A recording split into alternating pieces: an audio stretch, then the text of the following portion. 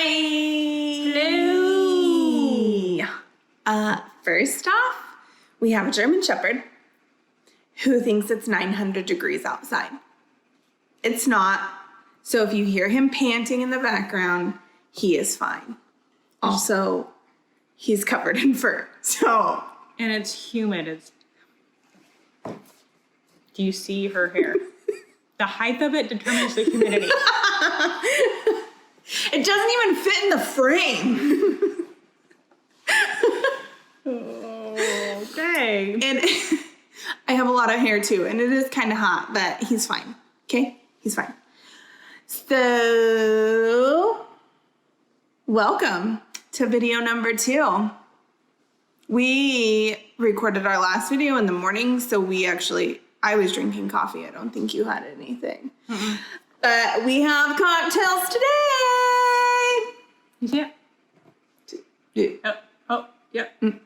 It's margarita. Mine's a secret. Those who know don't know because I switched it up on you tonight.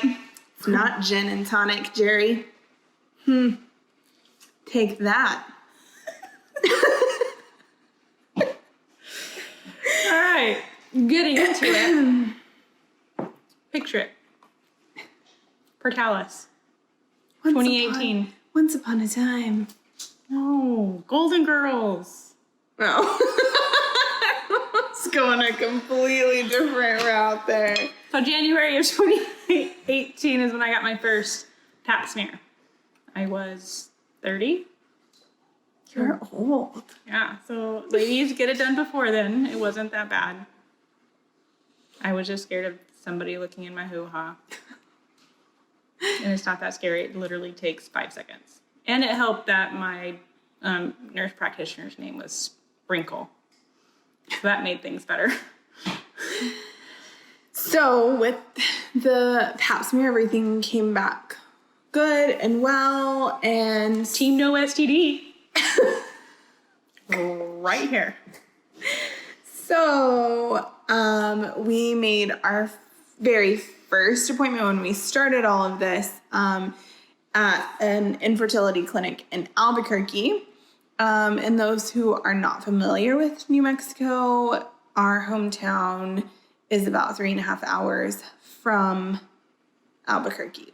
So we traveled to our first appointment. They were highly recommended, had really good reviews. Mm-hmm. They were good.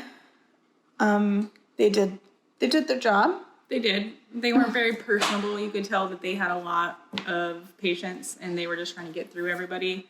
The initial appointment was probably 2.5 hours long, so they were very thorough. They did things there that they didn't do here in Washington, and we'll talk about that a little bit, but they were good.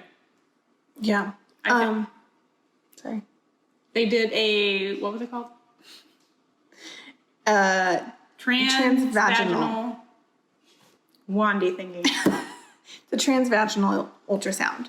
With a wand. So instead of like typical ultrasound of what people normally think of with an ultrasound, it's actually a wand that is inserted into your hoo-ha. And gives them a really good visual, pretty good visual of the uterus. And so at our very first appointment in Albuquerque, they did the ultrasound with Patty and determined that she has a little bit of a heart-shaped uterus that also has a name.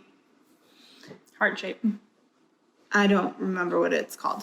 And so they went through the rest of our appointment and then wanted us to set up a scope to go in and get a better look at how deep her heart comes in on her uterus, because that will determine how much room the baby has to grow, and if it will be more difficult to get pregnant because of that heart-shaped. So I was looking at a little bit of She did the research. I was looking Statistic driven. I'm like, it's a heart made in love. It'll be fine. So you are born with uteruses that can be heart shaped. There's not really anything that causes it. So Patty was born with the uterus that she has. She was born this way. Okay. However, one of the statistics that I saw was about 3% of women have a oddly shaped or heart-shaped uterus. So depending on how deep the heart part of the uterus comes in, or how big or how small the shape is, then that'll kind of determine the path that we will take with IUI and IVF. And also a quick fix where it was they would just go in and just cauterize the deepness of it. Yeah. I mean, that was... Or surgery. So they could go in and do surgery on the uterus to correct the shape of it. So we never did the scope in New Mexico. We didn't do the blood work in New Mexico. Right after we did that, we got into the process of starting the whole process for moving and getting here to Washington. And so we just kind of put that on the back burner until we were able to get here and get more settled. Yeah. I think I was finishing school. Yeah. It was a chaotic time. So we didn't do the scope in New Mexico. And so at our first appointment here in Washington with our doctor, we discussed what concerns the doctor from New Mexico had. And so she suggested that we do a HSG, which also has, it's a word, some word. Hysterio something gram. Something to do with the uterus. I have that done on Monday, the 15th? No, baby. 15th? Yeah, Monday. 15th. Like today's Saturday. You have it Monday. Whatever. All that is they just inject dye into my uterus and then take pictures of it so we can see the. It's not all that it is. It's super cool. They put dye into her uterus and it goes through her fallopian tubes, and then they take x-rays as the dye is traveling through. One, to make sure to look at the heart shape of the uterus, and our doctor will determine where we want to go from there. And then also to ensure that her fallopian tubes are open. It's super cool. I mean, it's so cool. Freaking science is amazing.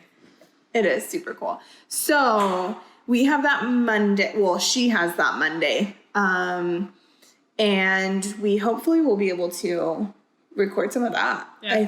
I'm not excited for you to be in pain, but I'm excited to watch the process. Yeah. She said it's the meanest thing that they do to people, so it shouldn't last very long. And you know me, I've had a lot of surgery, so bring it on. Okay, so we need to go over our first appointment for Washington.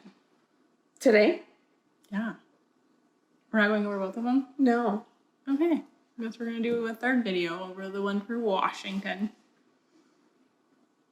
Okay, bye. Okay, bye.